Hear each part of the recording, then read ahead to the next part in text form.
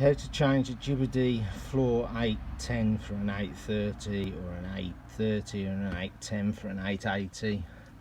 Undo the back two 19mm nuts.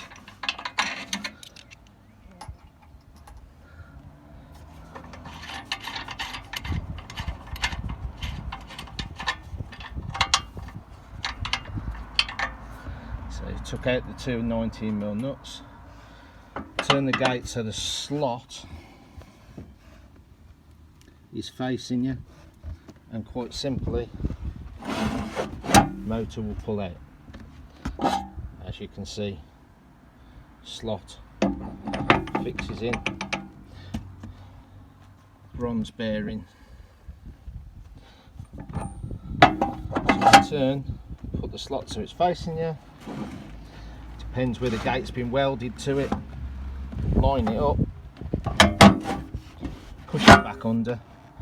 Make sure that the backs have been cut out in the appropriate places. These are 850s, so they're short. 880s would need that space at the back with that cutout. The cutout just there. Simple. Do the two nuts back up. Job done. Don't need to over tighten the nuts. Literally stick them on, and